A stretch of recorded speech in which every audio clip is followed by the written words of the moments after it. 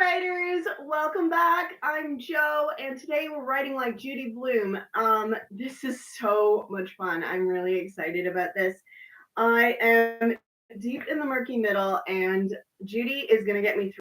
It's going to be my security blanket. I'm just having a look, because when we do some sprints, I'm thinking we might play some music. But I don't want to play any music that isn't free, so I'm thinking maybe like the planets or something. I'm just having a quick look.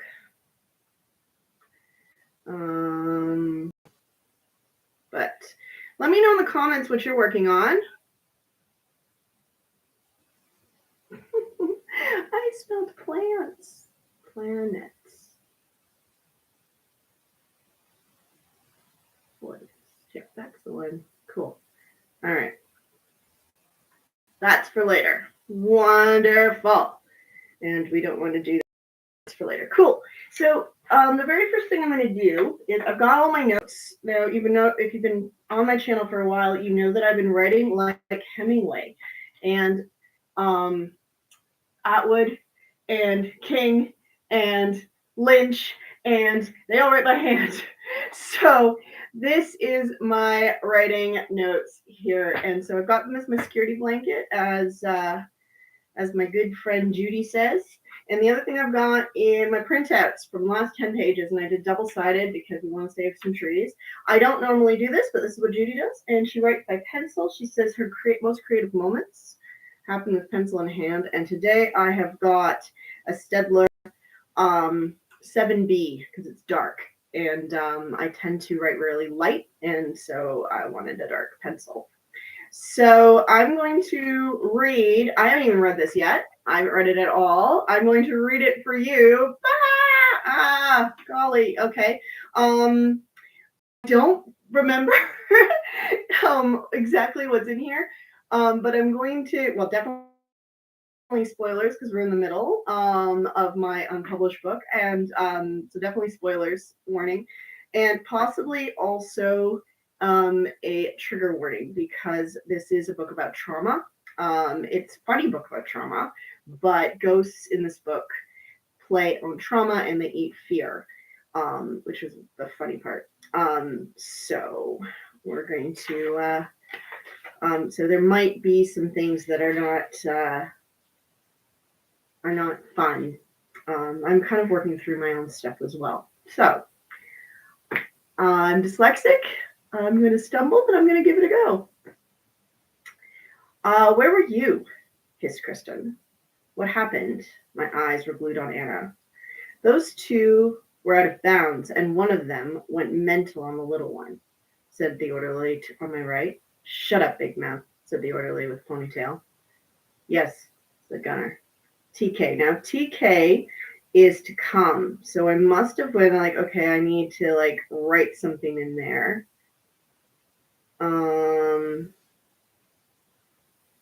That I haven't written.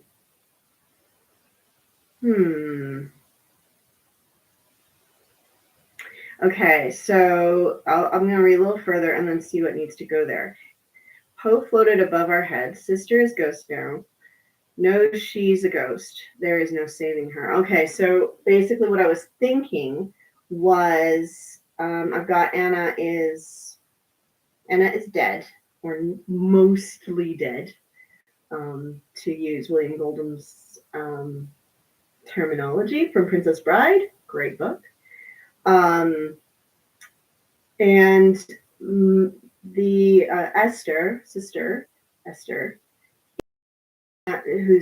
we're at the point where her ghost now knows she's a ghost. So the body is still alive, but so Scylla has a choice. She can unplug her sister and save Anna with her sister's organs, or she can let Anna die without organs that she needs, and let her hope to get the ghost back in her sister's body, which is, I think, what she's going to choose. So I need to write the little bit in there that is interesting and tells that to my audience without telling it too much. I did just recently do that video about the fact that you can tell what you need to tell. And yeah, you can tell what you need to tell, but I feel like this is a showing moment. I feel like it is. So I'm gonna jot down at that and I'll play some music. So I think that's a good time for a sprint, maybe. Hey Google, set a timer for 20 minutes. 20 minutes, starting now.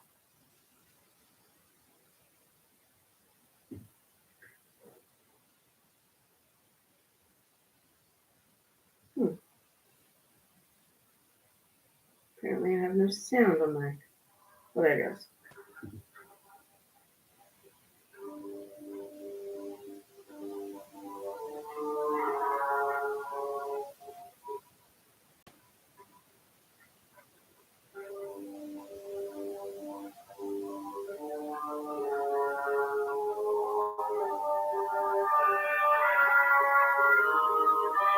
If you're just tuning in, we're in the middle of a writing sprint. 20 minutes on the clock. Let me know what you're working on.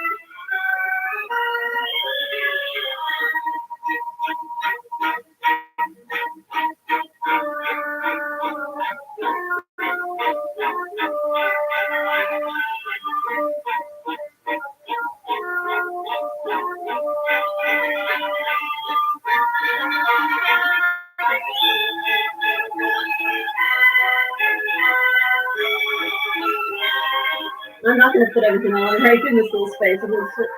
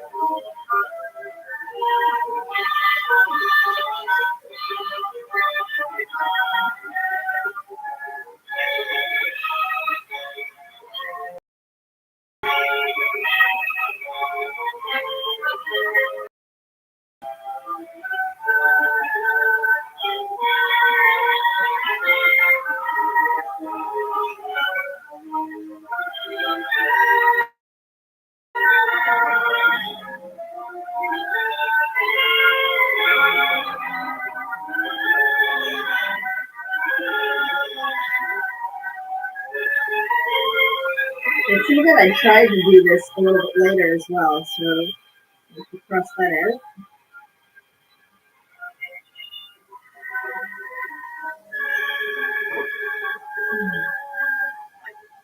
I'll cross that out. We'll keep going. Hope floated above our heads. Sister is ghost. No, she's a ghost. There is no saving her. No, she's a ghost. There's no saving her. Because when a ghost knows they're a ghost, they are a full ghost. I sacrificed my sister. I glared at both of them. She's already gone. Sorry. Kristen groaned. Can you stop having half a conversation? She hissed so the orderlies couldn't hear. Are you saying there's a way for you to save Anna? I gaped at her, unwilling to answer. I stepped away from Kristen and Gunnar, but Poe followed.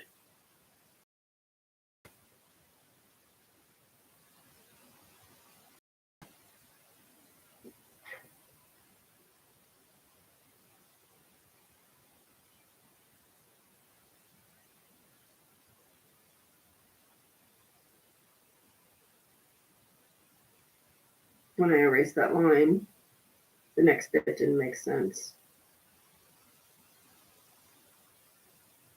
This is hard, Scylla, Jasmine said. There is no getting a donor here in time to save Anna. Unless you want to kill my sister, I snapped. Jasmine shook her head. Your sister might never wake. Her blood type is she could save Anna. No, I yelled, and half the room looked at me. I lowered my voice. My sister isn't dead. Jasmine frowned and nodded, returning to help Doctor give up. But in what felt like the shortest moment later, it was obvious there was no hope for Anna, and she was gone.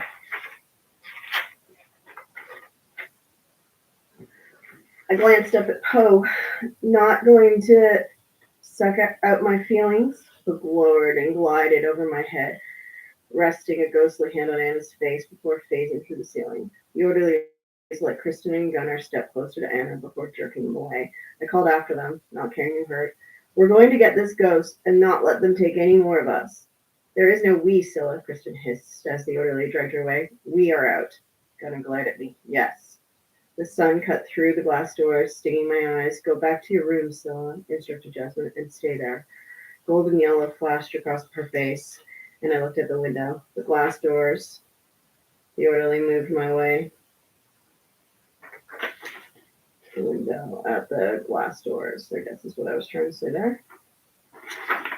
Jasmine folded her arms, frowning, resigned. I headed back towards the halls that led us all back to the hospital cells.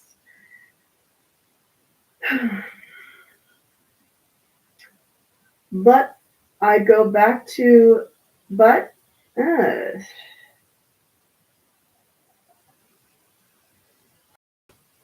didn't go. I didn't go back to room 227, but to S's room. I shut myself inside with her body and glanced down at S's face. My eyes popped. As S's eyes popped open, revealing ghostly golden orbs. The sun is up, I said to S's face. I get it. So is my time. I turned my back on her, not waiting for the eyes to close, not sure if they did. I paced in a circle of sunlight on the floor like a cat looking for a place to rest and finding a carpet suitable. My mouth produced too much saliva. I had an overwhelming urge to spit, but I swallowed it back. Dizziness overtook me, but I continued to pace round and round, or replayed the night's events, rolling around in my head. Anna, ashen dead, deadly dead, she would have said. I ran into the bathroom and fell on the floor, wrapping my arms around the toilet bowl. As my body convulsed, my stomach pushed beyond the point of empty, leaving my throat raw and my head spinning. I leaned back, exhausted and weak, the bathroom door open. So, as I said, trigger warning. No, I cry, not you. It's not possible. I pushed back down, forcing me against the slimy tile floor and climbed on top of me. I closed my eyes and tried to pass out. Poe drifted through the ceiling. Gruff! They grabbed the body on top of me by the neck and pulled it off me. I realized it wasn't. It was a ghost. I lay on my back, panting. Poe hovered over me, and I waited for the sucking sound. Instead, their hands clasped around my shoulders and supported me as I rose. Not hungry, I grunted. Tear gives Poe indigestion, they said. I started to laugh, but quickly started choking. I declined their help to get to my feet, but tried to smile. Loopy doesn't waste time.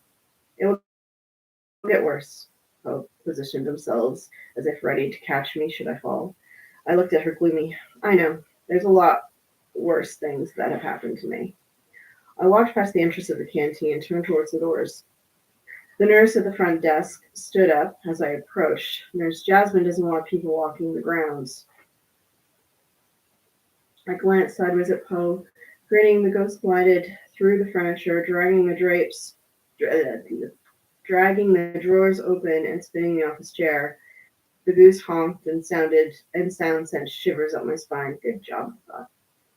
I dashed for the doors as the desk nurse recoiled. Her screams followed along with the sound of her distress being sucked through straws. As I walked around the duck pond, a bus pulled up beside me and the doors opened. I climbed up the stairs, choosing a bench seat at the back of the bus while I jerked away from the gravel path. I closed my eyes, letting the rocking sensation of the bus numb my brain. When I opened my eyes and the bus had emptied, it was dark outside the windows. Squinting to see out, nothing recognizable. Shocked with the movement of the bus, I staggered to the front. Excuse me, my voice was high, small. Where's this bus going? No reply. I shivered. Hugging myself, I looked up at the large rearview mirror hanging high over our heads. My body was too small. My childhood face looked back at me, wide-eyed, and tears stained in second-hand clothes that were way too big. I stumbled back as the bus rocked, falling down the stairs. I attempted rattle. The doors held my weight before it opened. The bus driver turned his hollow eyes onto me and sucked. I watched the silvery long strings of emotions from me to his open jaws. I lurched forward, gripping the lever. Open the door, I ordered, but my voice was small as small as my hands. The ghost bus driver cackled as he drank up my fears, and the bus sped through the darkness. Bump, bump, bump. I struggled to stay on my feet. Bus jerked, and the driver shoved me backwards. Feet over head, I rolled down the aisle. The doors of the bus opened. I scrambled along the floor like a cockroach towards them. reaching the top of the stairs as a woman with a baby and a man in a briefcase stepped inside. They flashed their bus passes at the driver and their hollow eyes at me. I crowd walked backwards away from them. The baby rose out of the woman's ghostly arms and glided over the seats towards me as the man's brief face bore its beastly teeth, snapping like a crocodile. I attempted a deep breath, but the air was thin, draining out of me faster than I could take it in. I hummed, but choked on my voice. I scrambled backwards, the back of the bus banging into the seats as I went. I gripped the emergency door handle and yanked it, lurched forward, falling, rolling, thump, whack, thump, along the wet grass, walking and taking flight from the pond, splashing water across me. Looking up at the misty morning light, Poe slid into view above me. I knew there was a reason Poe liked you, she said, panting. Flat on my back on the grass, I yelled, "Call an ambulance." What? Came a voice through the door, forming at the edge of the duck pond. Call an ambulance. Are you okay? The voice asked. No, I screamed, my body tense. My eyes hurt, but tears wouldn't come. I thought I should get up, but knew it was impossible. Knock, knock. Priscilla, said the new voice through the door. We're the paramedics. May we come in? Yes. The door opened and two EMTs without eyes glided towards me. What happened, Priscilla? Nothing, said Poe. She fell. But Poe, not Poe. Trigger warning again, guys. My boyfriend, my foster brother, still bulging in his pants. Filthy liar. Did she hit her head? Asked the male EMT ghost. I don't think so, said the liar. The female EMT ghost glared at him, but gently bent over me. May I examine you? She asked. Yeah, I shook a little. Then there was another huge jump, another TK. So I'm going to resume my writing.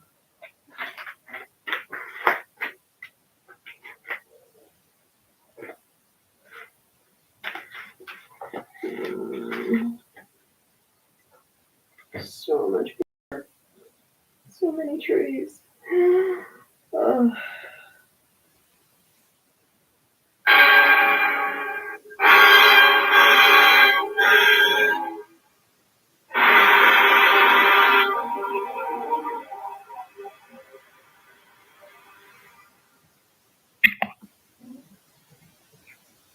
Venus, the planets.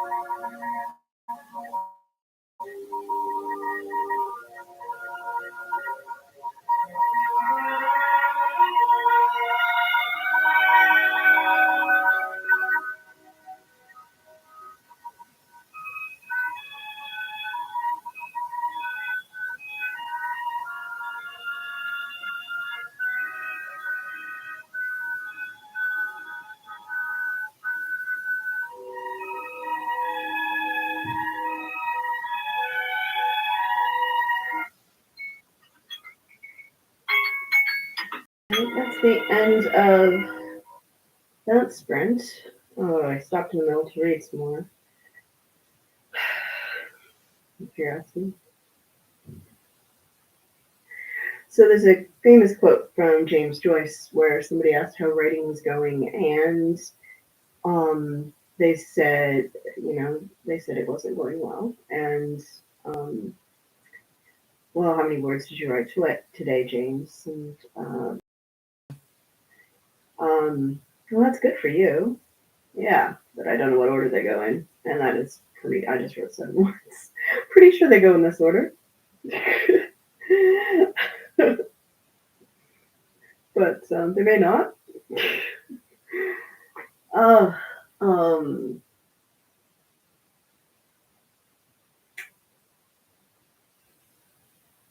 I feel like yeah, so one thing Judy Blume says is that she always tries to leave it where she has more to write, and so I feel like I want to get over this hurdle so that I know I've got more to write for tomorrow. So we'll do one more sprint, I think, and I'm going to keep going by hand.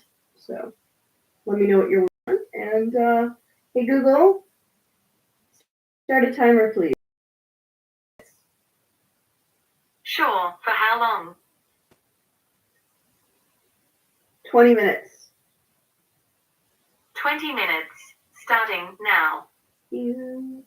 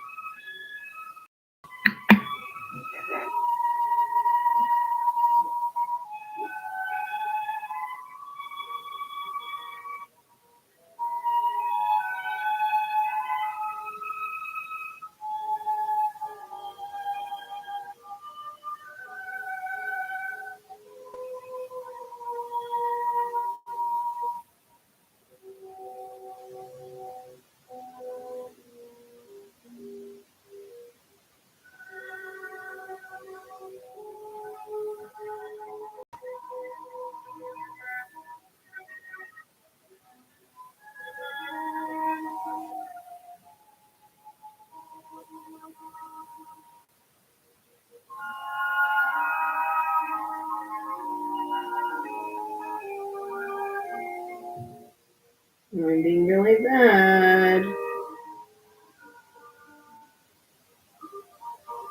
Let's focus.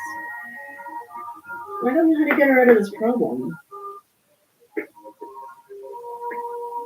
don't know how to get her out of this situation. She thinks it's real. She succumbed.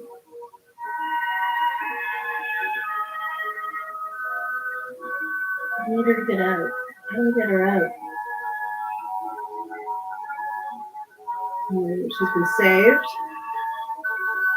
She's basically used real world solution to get out of the situation, but she can't use either of those. I have to do it a different way. She's got a different way. I don't know how to get her out.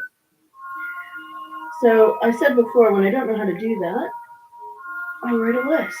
So let's write a list of 10 things that she could do to get out.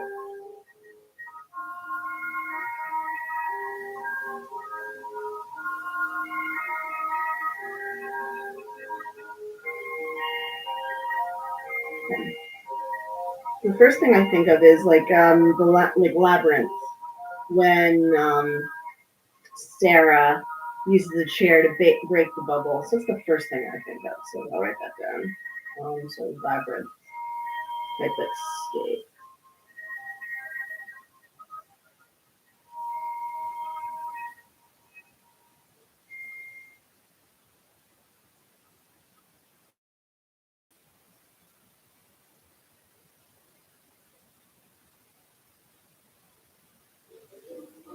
Now I'm thinking of Poison Ivy and Harley Quinn, the new animated show, which is fabulous. A little bloody, but that's a good one. I'm thinking about how Ivy escapes at the end of season 1 from the hospital. Kind of, again, bloody escape.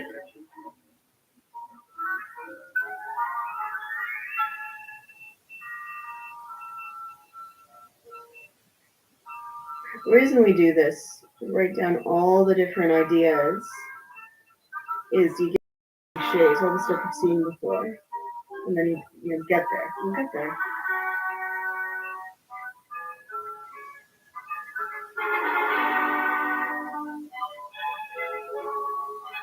Can she use magic? She's used real world stuff. She's been saved. Can she use magic? Never. I don't know. Can she use ghost magic?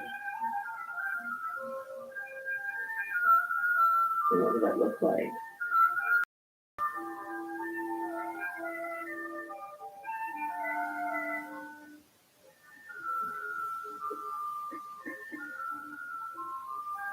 I don't want any ex machina. Like it's just a rain or something.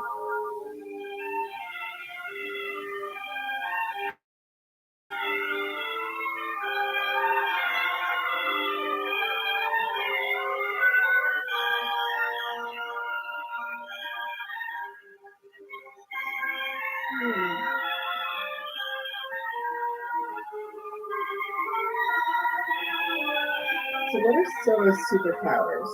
She uses superpowers to get out of here. Her superpower is the wall she puts up around her emotions, which hasn't worked yet. It's the breathing and the walls. I've already established you're not working. This is probably not it. What else? What other superpowers does she have? She can see and hear and feel and everything the ghosts can smell. Her senses are her superpower.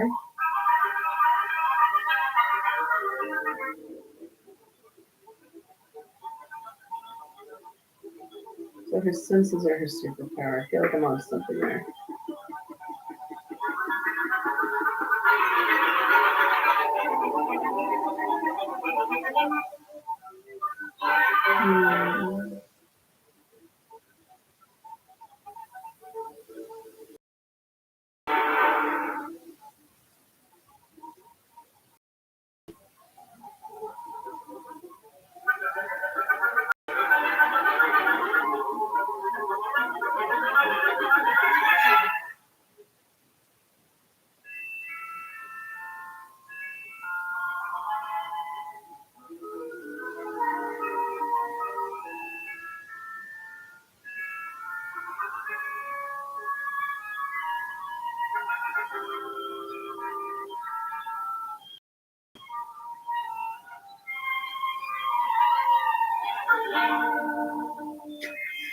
what if she can do what they're doing? What if she can create? She can, like a little bit, create some kind of an image, some kind of um, a flashback. What if she can use flashbacks as well and use her memory? I think I might allow myself some research here.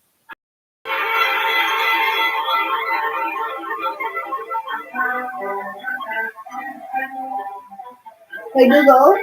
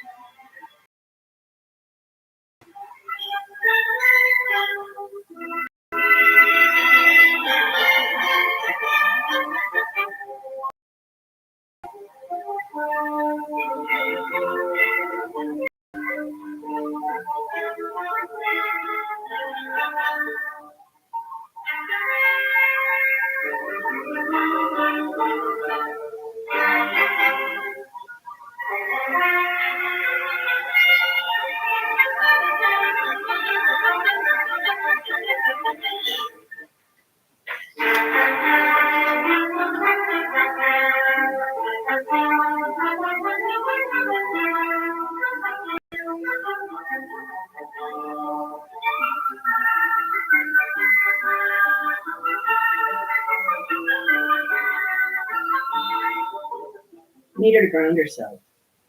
She's lost in the trauma. I need her to ground herself. I was just Googling different ways of dealing with trauma. And because that's how she deals with ghosts. And so far she uses some tools, but one thing she's never done is really acknowledge it. I feel like that needs to be how she deals with the end of the mid-build. So I think before acknowledging.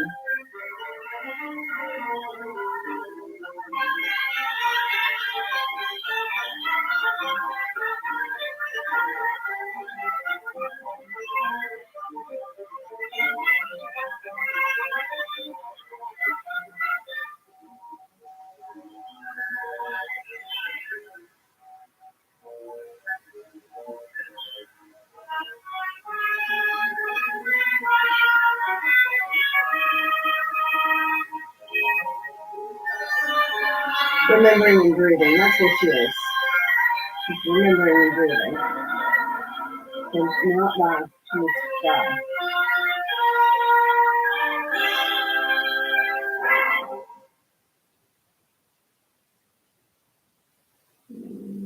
Again, I feel like that needs to be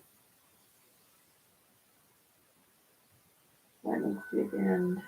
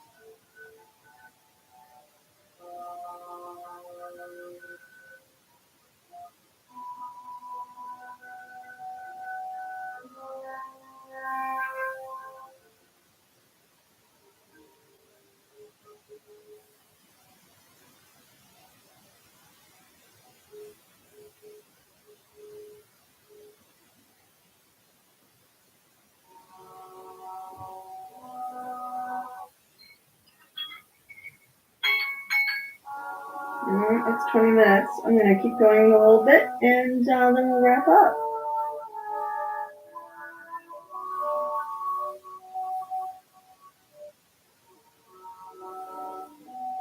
I let you guys know next week I will be here again at the same time, and the week after I'm going to finish this novel live. So hopefully by the end of next week I'll have started the ending payoff and be done the mid-build. I'm going to give it a good hard go today, and we'll see what happens.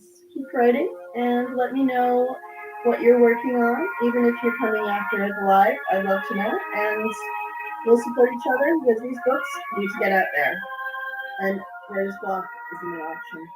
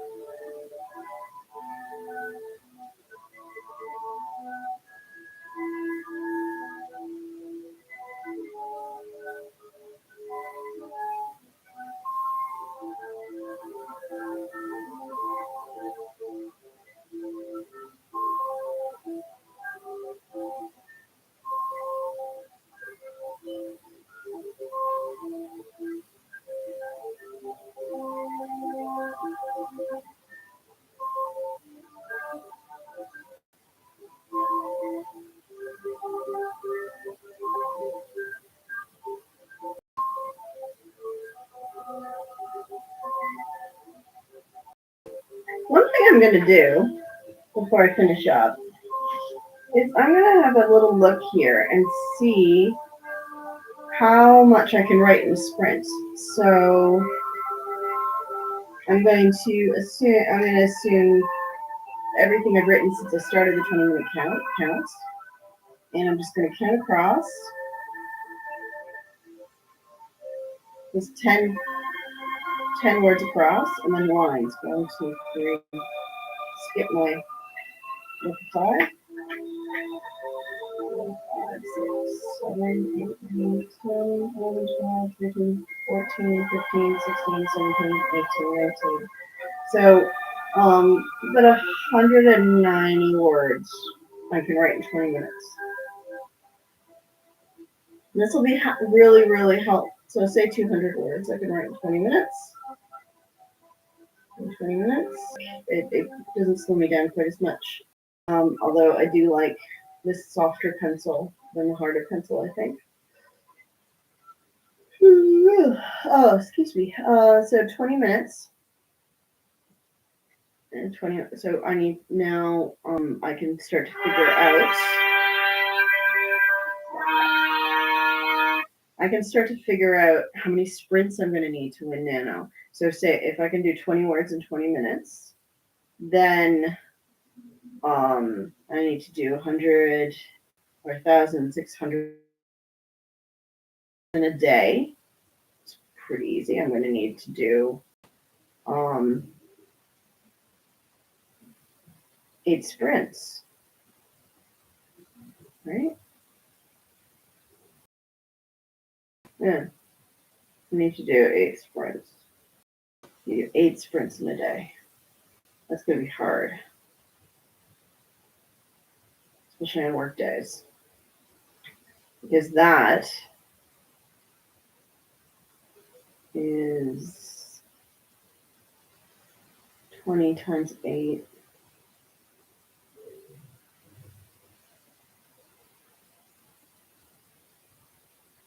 Oh, it's not that bad. It's not that bad at all, actually, now that I think about it, because there are 5 sets of 20 minutes an hour. So it's less than 2 hours of writing. That's not bad. I can do that. Less than 2 hours of writing. I can dedicate 2 hours of writing a day. So if I do that, and this quick math is in the printout that's coming for October. So it'll be here at the end of the month in my Patreon account. But yes, so that's good to know. All right, so I'll time myself on other sprints and see if I am consistent with that 200 words a minute for 20 minutes. And if I am, then that's 2 hours a day during nano. Cool. See you next week. Keep writing. Writer's block isn't an option.